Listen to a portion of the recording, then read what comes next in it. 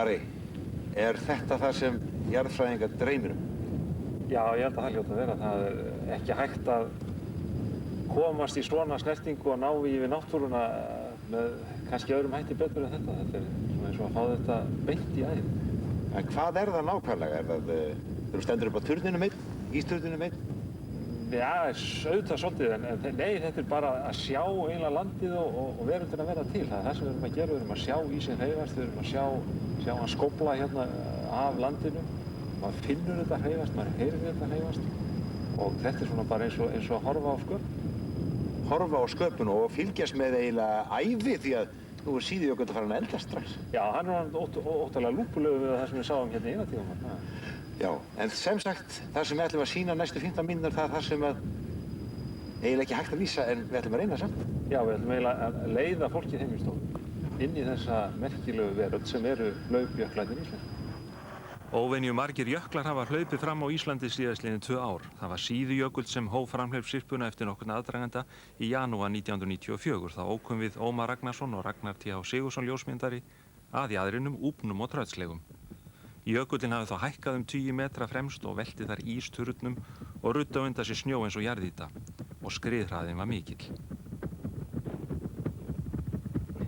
Margir muna vafalaust eftir gamla ævintýrinu mannin sem gat heyrt grasi gróa, hann var með svo góða heyrn. Hér þarf ekki góða heyrn til þess að gera það sem engum ævintýrahöfundi hefði látið sér til hugar koma, að hlusta á jökul hlaupa fram. En það er einmitt það sem Ari Trausti Guðmundsson er að gera. Já, svona er hægt að hlusta íslenska jökla þegar þeir hlaupa fram. Já, þessa daga var hlauphraðinn nokkrir sentimetrar á mínútu eða 10 metra á dag í neðri hluta Síðujökuls sem er merktur bleikur á þessu korti. En þetta var bara byrjunin.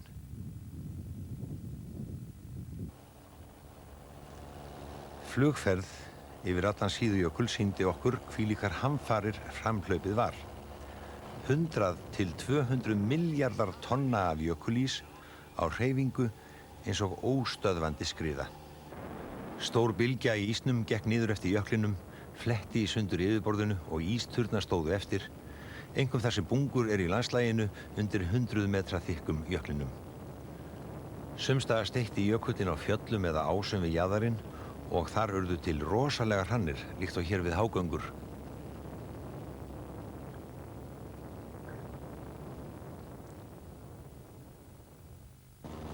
Þeir Ari Trausti og Ragnar T. voru næstum orðlausir af undrun, en fjölmiðlarnir eins og Stöð 2 kepptust við að senda menn á staðinn, fljúandi, á vélsleðum eða bílum, til þess að landsmenn getu fylgst með framvindunni. Í febrúar og mars hafði Síðujökull lengst á köflum 1 til 2 kílómetra og skriðhraðinn var smám saman minni. Nú máttum við til með að skoða allan jaðarinn, að þessu sinni í þyrlu.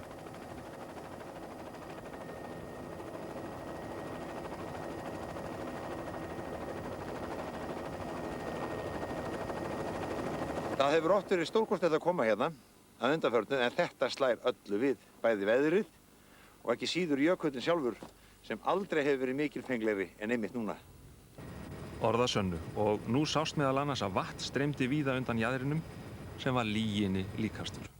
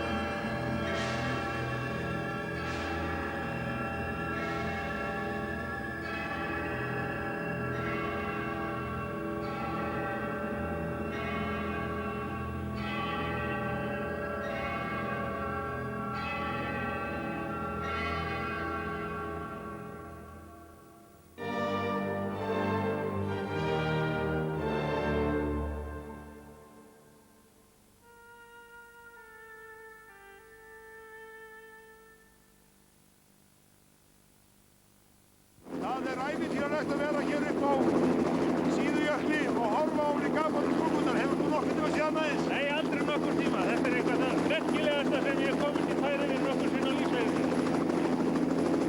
Og skal engan undra. En hvernig lýsir Ari Trausti svona framhlaupi jökla? Þessi fyrirbæri eru þekkt sumstaðar utan Íslands. Skriðjökla ber ekki fram nýmyndaðan ís nógu hratt. Jöklarnir styttast fremst en setjum leið upp krippu ofalega. Þar hækka þeir. Á meðan skila leysingavatn sér með venjubundum hætti í gegnum jökuln og undina fremst. Þegar ísfargið er orðið mikið upp í jöklinum sígur hann hratt fram og skriðbylgja ís ryðst eftir yfirborðinu leið og allur jökullinn hendist af stað. Vatnsásir lokast og mest af leysingavatninu þrýstist undir jökulinn og verður þar að vatnsbúða sem auðvelda skriðið. Nú springur allt yfirborðið, jökullinn lækkar á köflum en lengist 1–10 kílómetra. Svona framhlaupsjöklar eru þekktir í öllum stórjöklum landsins en nú átti Vatnajökull eftir að koma við sögu aftur. Í nóvember 1994 ókum við inn í jökulheima við Tungnaárjökul. Nú var hann farinn af stað. Til þess að komast að jaðri jökulsins var það aka yfir Tungnaá.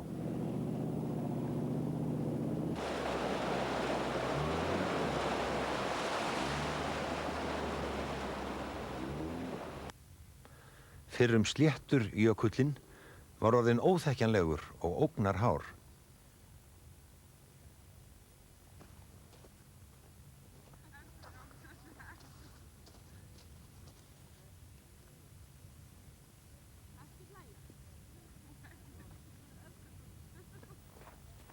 Skriðhraðinn var nokkrir metrar á dag og stöðugt hrun minnti á hvað var að gerast.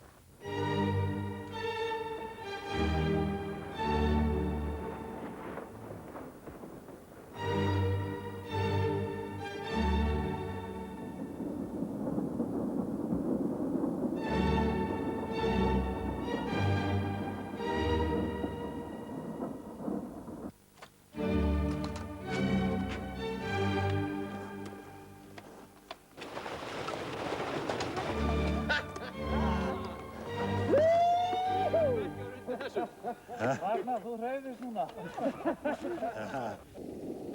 Já, jökullinn var, ef eitthvað er, úfnari í jaðrinum en Síðujökull fyrr á árinu. Og ekki hættulaust að aka meðfram jaðrinum. Aðeins 2 dögum eftir að þessi ferð var farin og slóð skilin eftir á snjónum, þá hefur jökullinn ýtt snjóflekanum á undan sér og sporunum upp á rönd. Og 50 tonna ísflykki hefur dottið niður á slóðina. Ekki þurfti nú að vinda þar.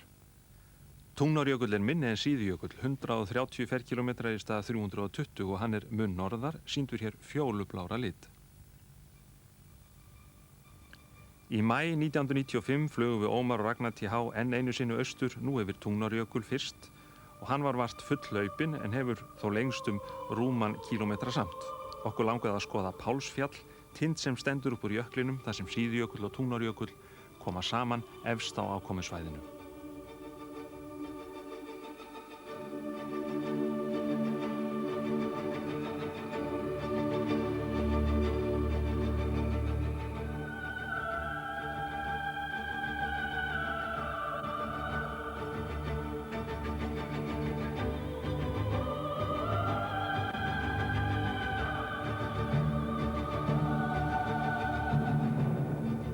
Neðan við Pálsfjall mátti sjá gamlar sprungur úr hlaupi Síðujökuls hér þvert á skjáinn og nýjar sprungur vegna framhlaups Tungnaárjökuls horfnir rétt á þær. En framhlaupunum er ekki lokið. Skaftárjökull hefur bæst í framhlaups fjölskylduna og þar er töluverður gangur í jöklinum, hann er orðinn úfinn. Til samanburðar er Síðujökull fullhlaupinn og sprungur eða ísturnar hafa þegar látið mikið á sjá. Við tiltum okkur á ísturn í Skaftárjökli og sjáum nú manninn í allri sinni smæð.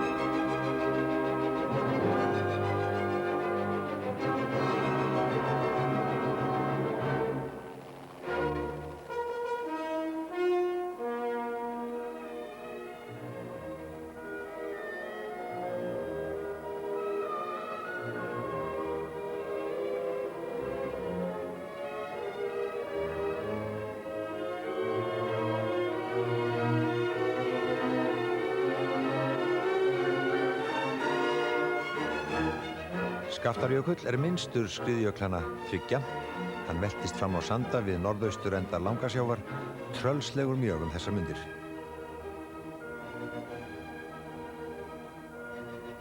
Hér sést hvar hann er, blár á lit, á milli Tungnaárjökuls í norðri og Síðujökuls í suðri. Og að svo mæltu bjóðum við ykkur í kveðjuskyni í flugferð. Við förum með jaðri Skaftárjökuls og Tungnaárjökuls og haldið ykkur nú fast.